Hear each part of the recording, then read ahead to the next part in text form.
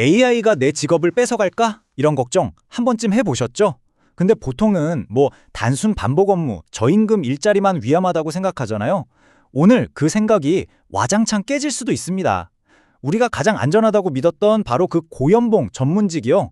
사실은 AI의 첫 번째 타겟이라는 충격적인 진실, 지금부터 함께 파헤쳐보겠습니다. 자, AI가 일자리를 대체한다. 이 말을 들으면 딱 어떤 이미지가 떠오르세요? 그쵸? 아마 많은 분들이 공장 라인에서 로봇팔이 윙윙 돌아가는 거나 아니면 콜센터, 계산대 같은 그런 장면을 생각하실 거예요. 네, 맞아요. 보통 다들 그렇게 생각하죠. AI는 좀 단순하고 반복적인 일, 그런 육체 노동부터 대체할 거다. 이게 지금까지 우리들의 상식이었잖아요. 그런데 말이죠. 바로 그 생각이 어쩌면 우리의 가장 큰 오해일지도 모릅니다.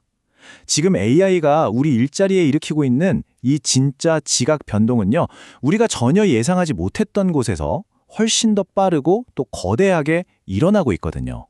현실은요, 놀랍게도 정반대입니다. 우리가 저 직업은 평생 가겠다 싶었던 소위 사자 들어가는 직업들 있잖아요. 의사, 변호사, 회계사 같은 이런 고연봉 전문직들이요. 사실상 AI의 가장 직접적인 영향권 안에 최전선에 서게 됐다는 겁니다. 아니, 대체 왜 이런 일이 벌어지는 걸까요? 지금부터 진짜 데이터랑 구체적인 사례들을 보면서 왜 전문직이 AI 혁명의 최전선에 서게 됐는지 하나씩 샅샅이 뜯어보겠습니다. 이거 보세요. 이 데이터는 진짜 좀 충격적이에요. 한국은행 자료인데 의사 업무가 AI로 대체될 확률이 무려 99%래요. 99%요. 회계사는 81%고요. 이게 믿어지세요? 그런데 재밌는 건 가수나 경호원처럼 몸을 쓰고 감성을 표현하는 직업은 대체 확률이 거의 0%에 가깝다는 거예요. 우리가 알던 세상의 룰이 완전히 뒤집히고 있는 거죠. 이게 그냥 숫자로만 끝나는 얘기가 아니에요. 실제로 경기도에서는요, AI 기반 응급의료 네트워크라는 게 있는데 이게 뭐냐면요, 지역병원에서 찍은 MRI나 CT 같은 영상 자료를 AI가 바로 읽어서 큰 병원으로 보내주는 거예요. 그랬더니 옛날에는 환자를 다른 병원으로 보낼지 말지 결정하는데 1시간만 넘게 걸렸거든요. 이게 단 30분으로 줄어든 겁니다. 이건 사실상 AI가 24시간 잠도 안 자고 대기하는 영상의학과 전문의, 응급실 당직 의사 역할을 하고 있는 거나 마찬가지죠. 회계 쪽은요, 변화가 더 극적이에요. 우리나라 최대 회계법인인 3일회계법인에서는요, 이미 AI가 데이터 모으고 정리하고 이런 기초적인 일들을 다 하고 있대요. 예전에 신입 회계사들이 진짜 밤새워가면서 하던 그런 단순 반복 작업 있잖아요. 그걸 AI가 그냥 완벽하게 대신해 주는 거죠. 그럼 사람은 뭘 하냐? 사람은 이제 기계가 못하는 거, 더 깊이 있는 분석이나 전략적인 판단 같은 훨씬 중요한 일에만 집중할 수 있게 된 거예요. 그 결과가 바로 이 숫자입니다. 20만. 이게 뭘까요? 바로 이 AI 시스템 하나 때문에 회사 하나에서 1년 동안 줄어든 업무 시간이에요. 20만 시간. 감이 잘 안 오시죠? 이게 어느 정도냐면요, 정규직 회계사 80명이 1년 내내 꼬박 일해야 하는 양이에요. 다시 말해서 80명분의 1이 AI 하나로 대체됐다고 봐도 무방한 거죠. 자, 이렇게 되니까 당연히 어떻게 되겠어요? 채용 시장이 바로 반응을 하죠.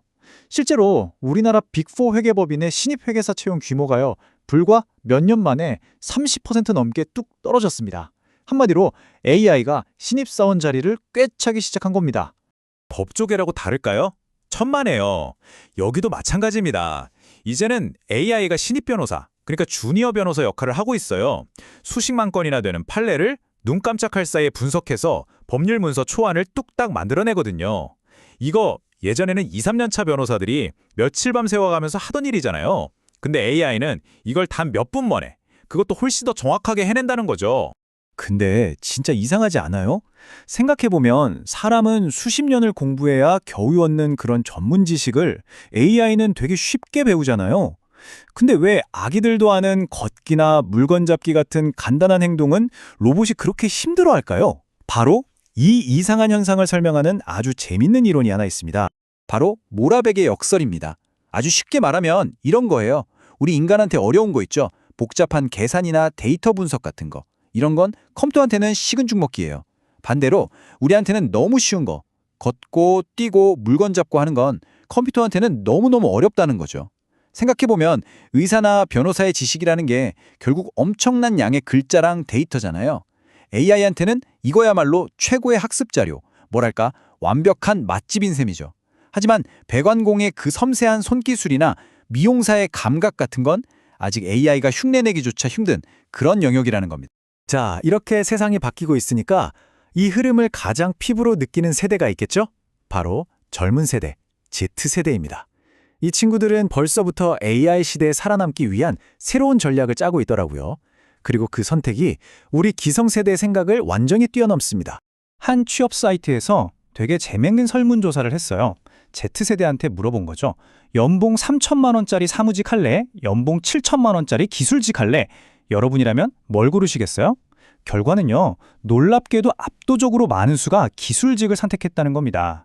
근데 이게 단순히 돈 때문만은 아니었어요. 더 중요한 이유는 바로 직업 안정성, 그러니까 AI한테 뺏길 위험이 적다는 게 훨씬 중요한 선택 기준이 된 거죠. 이론보다 더 와닿는 건 역시 실제 사람들의 이야기겠죠.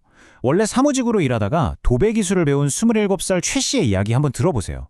이분 말이 사무실에서는 월 250만 원 받으면서 스트레스만 받았는데 현장에서는 초보도 하루에 10만 원 넘게 번다. 수입이 2배 이상 늘었다는 거예요. 돈도 돈이지만 AI 걱정, 경기 걱정 없이 내 기술 하나로 평생 먹고 살 수 있다는 그 안정감이 주는 만족감이 훨씬 크다고 하더라고요. 경력이 단절됐다가 타일 기술을 배운 38살 윤 씨의 생각은 더 현실적이고 냉철합니다. 이분은 이렇게 말해요. 뒤늦게 어설프게 AI 배워서 유행 쫓아가기보다는 그냥 내 손기술 하나로 평생 일할 수 있는 직업을 갖는 게 낫겠다라고 판단했다는 거죠. 그러니까 AI랑 경쟁할 생각 자체를 안 하는 거예요. 아예 AI가 들어올 수 없는 나만의 영역, 손기술이라는 성을 쌓는 게 훨씬 현명한 전략이라고 본 겁니다. 이렇게 젊은 세대는 자기 나름의 길을 찾아서 움직이고 있는데 그럼 우리 사회 전체는 어떨까요? 이 거대한 AI라는 파도가 몰려오고 있는데 대한민국은 과연 단단한 방파제를 쌓고 있는 걸까요? 아니면 그냥 속수무책으로 휩쓸려갈 준비만 하고 있는 걸까요? 여기서 한국 사회의 또 다른 역설, 또 다른 패러독스가 드러납니다. 보세요. AI 기술을 개발하고 활용하는 능력은 세계 3위예요. 거의 뭐 로켓처럼 날아가고 있죠. 그런데 노동시장의 유연성이나 교육 시스템, 관련 정책 같은 사회적인 준비는 24위입니다. 거북이처럼 느릿느릿 제자리에 머물러 있는 거죠.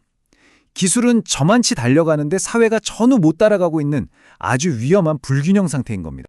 특히 3가지 문제가 우리의 발목을 잡고 있어요. 첫째, 너무 경직된 노동시장. 한번 정규직이 되면 변화에 대응하기가 너무 어렵죠. 둘째는 우리나라 인구의 절반 이상이 대학교 졸업자라는 사실이에요.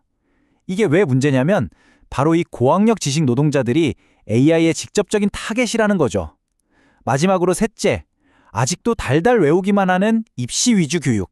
이 3가지가 딱 맞물려서 AI가 주는 충격을 전혀 흡수하지 못하는 아주 취약한 구조를 만들고 있는 겁니다.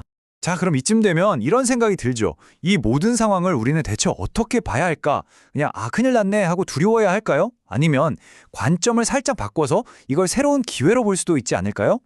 한 변호사님의 이 말에 아주 중요한 힌트가 숨어 있는 것 같아요. 이분은 이렇게 말합니다.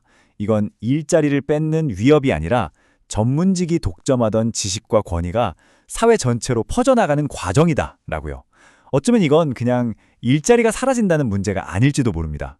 소수의 전문가들만 갖고 있던 그 비싼 지식들이 AI를 통해서 모든 사람에게 퍼져나가는 일종의 거대한 지식의 민주화 과정일 수 있다는 거죠.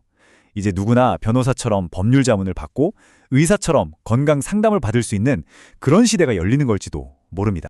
결국 이 마지막 질문은 이 영상을 보고 계신 여러분, 그리고 우리 모두에게 던져집니다. AI가 내가 가진 지식을 순식간에 복제할 수 있는 시대에 당신만이 줄 수 있는 가치는 대체 무엇인가요? 기계가 절대로 흉내낼 수 없는 당신만의 경험, 다른 사람의 마음에 공감하는 능력, 새로운 것을 만들어내는 창의력은 무엇인가요? 아마 이 질문에 대한 나만의 답을 찾아가는 과정이 앞으로 AI 시대를 살아갈 우리 모두에게 주어진 가장 큰 숙제가 아닐까 싶습니다.